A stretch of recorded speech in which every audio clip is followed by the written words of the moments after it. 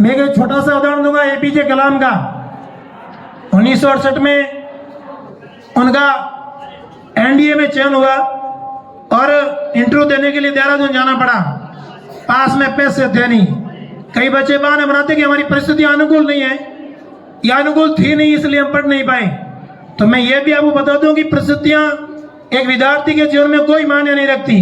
जिनको पाना है, मैं 2-3 बातें आपसे शेयर करूंगा कि किस प्रकार से हमें हमारा लक्ष्य तय करके और हमें कर्तव्य पथ पर आगे बढ़ना है।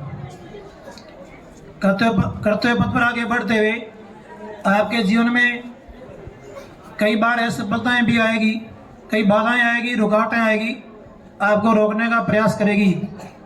लेकिन उन बाधाओं से, उन मुसीबतों से हमें कभी निराश नहीं होना है और अपने कर्तव्य को तय करके और इस कर्तव्य पथ पर निरंतर आगे बढ़ते रहना है।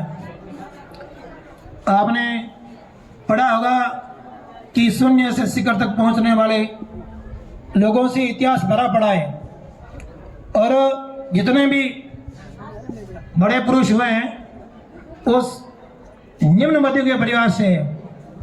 इन्हें छोटे से साधारण परिवार से उठे और उन्होंने देश में अपना नाम रोशन किया, जिसमें आपने एपीजे कलाम का नाम सुना होगा, स्वामी विवेकानंद, गणितज्ञ रामानुज, पीटी उषा जिसको वर्धनपरी के नाम से जानते हैं, लता मंगेशकर जो सुर गायिका रही है, सचिन तेंदुलकर मास्टर ब्लास्टर के नाम से जिन्हें जानते हैं।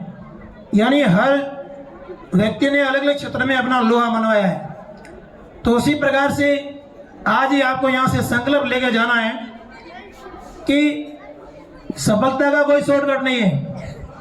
यह नहीं कि 12वीं पास करने के बाद अधिकांश विद्यार्थियों का यही लक्ष्य होता है कि बीएसटीसी करेंगे, बीएड करेंगे और टीचर बनेंगे। मैंने इनका उदाहरण क्यों दिया? क्योंकि सबने अलग अलग क्षेत्र में अपना लोहा बनाया है। उसी प्रकार से आप के लिए संसार संभावनाओं से भरा पड़ा है। जैसा कि कार्ल मार्क्स ने कहा ना, दुनिया के मजदूरों एक हो जाओ, तुम्हारे पास खोने के लिए कुछ नहीं है, पाने के लिए संपूर्ण संसार पड़ा है। यानी हमारे लिए पाने के लिए बहुत कुछ है, लेकिन उसको अपन तभी पाएंगे जब अपन अपने लक्ष्य को तय करके आगे बढ़ेंगे। ऐसा पता आएगी, लेकिन हमें उनसे घबराना नहीं है। मैं एक छोटा सा उदाहरण दूंगा एपीजे कलाम का। 1968 में उनका एनडीए में चयन हुआ और इंटरव्यू देने के लिए देहरादून जाना पड़ा। पास में पैसे थे नहीं। कई बच्चे बहाने बनाते कि हमारी परिस्थितियां अनुकूल नहीं है या अनुकूल थी नहीं इसलिए हम पढ़ नहीं पाए।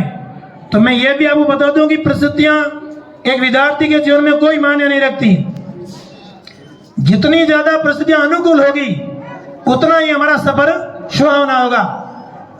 तो पास में पैसे थे नहीं और उन्होंने अपनी बहन के गहने बेचकर और देहरादून अपनी परीक्षा देने गए, इंटरव्यू देने गए। वहां वो असफल हो गए क्योंकि 8 आदमी लेने थे, उनका 9वां स्थान था।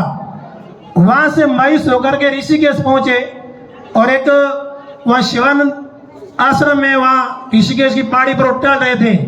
मन में विचार किया कि पैसे तो पास में है नहीं, जो लाए थे वो खत्म हो गए और चयन हुआ नहीं, पायलट बन नहीं पाए, तो अपनी बहन के पैसे कैसे चुकाऊंगा। मायूस हो गए और उन्होंने ये निर्णय कर लिया कि जिंदा वापस नहीं जाना है। यानी आत्महत्या करने की उन्हें सोची। सायंकाल का समय था, गुरुजी आश्रम से बाहर टहल रहे थे। उन्होंने एक ऐसे बालक को देखा तो बुला लिया, भाई यहाँ क्यों खड़े हो। तो उन्होंने अपनी दास्तां बयां कर दी कि भाई इस तरह से मैं आया था और असफल हो गया और अब मैं घर नहीं जा पाऊंगा।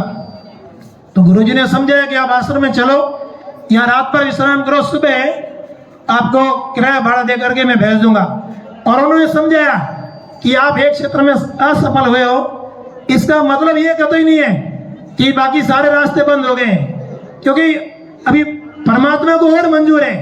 यानी इतनी छोटी सी जॉब आपके जीवन में मंजूर नहीं है, आपके जीवन में इससे कुछ बड़ा लिखा हुआ है। इसलिए आप निराश नहीं हो, हताश नहीं हो।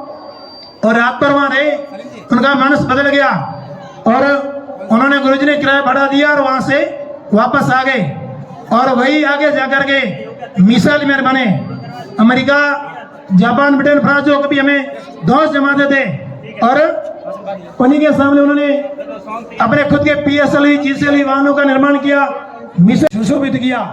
तो छोटी सी असफलता से हमें जिंदगी में कभी निराश नहीं होना है और निरंतर कर्तव्य पथ पर आगे बढ़ना है। और जितने भी उच्च पद पर पहुंचे हैं उनकी जिंदगी का उदाहरण यही रहा है कि कहीं न कहीं वो असफल हुए और उसी असफलता को उन्होंने सकारात्मक रूप से लिया और अपने कर्तव्य पथ पर आगे बढ़े और सफलता पाई।